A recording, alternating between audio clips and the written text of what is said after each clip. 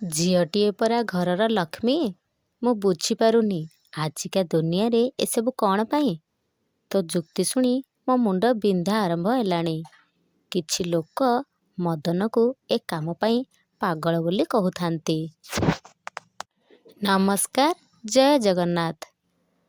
ଓଡ଼ିଆ କାହାଣୀର ଭିନ୍ନ ଏକ ବାପା ଭାଗ 4 କି ଆପଣମାନଙ୍କୁ ପୁଣି ଥରେ ସ୍ୱାଗତ। ରଘୁ ମଦନ ପଛରେ ମଦନ ମଦନ ବୋଲି ଡାକ ଛାଡ଼ି ଚାଲିଥାଏ। ହେଲେ ମଦନ ଯାଇ ଏକା ନିଶ୍ୱାସରେ ନିଜ ଘରେ। ପିଲାଟିକୁ ନେଇ ତା ଦେହରେ ଗୁଡ଼େଇ ହେଇ ରହିଥିବା ଗୋଟିଏ ଅସନା ଲୁଗାଟିକୁ କାଢ଼ି ଗୋଟିଏ ସଫା ଗାମୁଛାରେ ପିଲାଟିକୁ ଗୁଡ଼େଇ ଖଟ ଉପରେ ଶୁଆଇ ଦେଲା ସେ।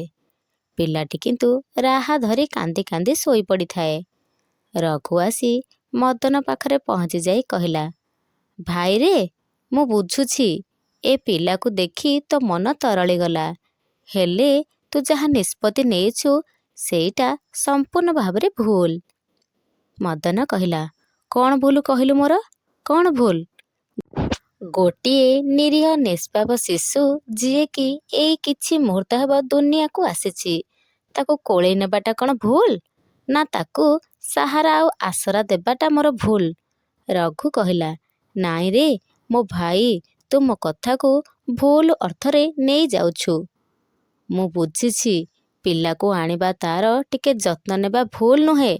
ହେଲେ ସେଠି ଏତେ ଲୋକ ଥିଲେ, ଆଉ କେହି ହେଲେ ବି ସେ ଛୁଆକୁ ଆଣିଲା ନାହିଁ, ହେଲେ ତୁ ଆଣିଲୁ।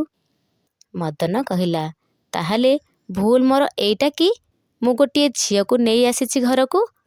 ଆରେ ତୁ ବି ଶେଷକୁ ସମସ୍ତଙ୍କ ଭଳି ହେଇଗଲୁ। ଝିଅଟିଏ ପରା ଘରର ଲକ୍ଷ୍ମୀ।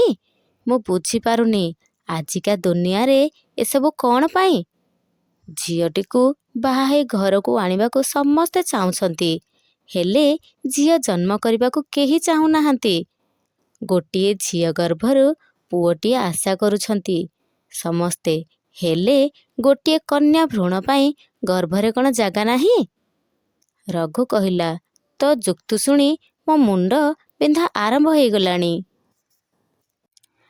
ଆରେ ଏ ଝିଅ ଗୋଟିଏ ବୋଝ ଭଳି, ତା ପଛରେ କେତେ ଯେ ଖର୍ଚ୍ଚ କରିବାକୁ ପଡ଼ିବ ସେ କଥାର ହିସାବ ନାହିଁ।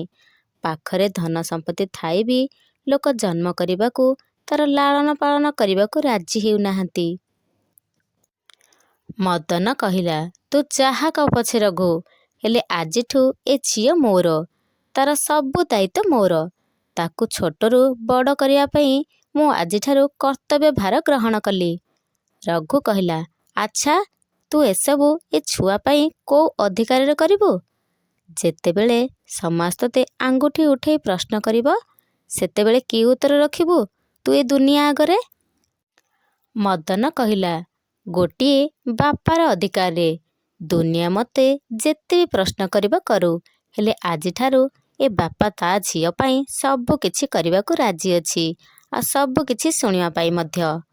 ଆଉ ଗୋଟିଏ କଥା ରଘୁ, ଏ ସମାଜର ଭୟ ମୋର ନାହିଁ। କାହିଁକି ଜାଣିଛୁ? ବହୁତ ବର୍ଷ ହେଇଗଲା ନିଜକୁ ମୁଁ ଏକୁଟିଆ ଅନ୍ଧାରର କୋଠରୀରେ ପାଇଛି। ଯିଏ ବି ମୋତେ ନିଜର କରୁଛନ୍ତି ଖୁବ୍ ଅଳ୍ପ ଦିନ ପାଇଁ। ରଘୁ କହିଲା, ଦେଖ ମଦନ ଭାଇ, ଏବେ ତୋ ଅବସ୍ଥା ଯେମିତି, ତୁ ତ ସମ୍ପୂର୍ଣ୍ଣ ଭାବରେ ଏକୁଟିଆ। ତୁ କେମିତି ଏ ପିଲାକୁ ରଖିବୁ? ମଦନ କହିଲା, ସେଇ ତ ରଘୁ, ଏକୁଟିଆ ବୋଲି ତ ଭଗବାନ ମୋ ପାଖକୁ ଗୋଟିଏ କୁନି ମା ପଠେଇ ଦେଇଛନ୍ତି ମୋ ଯତ୍ନ ନେବା ପାଇଁ। ରଘୁ ଆଉ କିଛି କହିବା ପାଇଁ ଉଦ୍ୟମ ହେବା ବେଳକୁ ଘର ଭିତରୁ ଖୁବ୍ ଜୋରରେ କାନ୍ଦଣା ଶୁଭାଯାଇଛି। ଆଉ ମଦନ ଦୌଡ଼ି ଯାଇଛି ଘର ଭିତରକୁ। ପିଲାଟିର କାନ୍ଦ ଦେଖି ମଦନ ଚିନ୍ତାରେ ପଡ଼ିଯାଇଛି।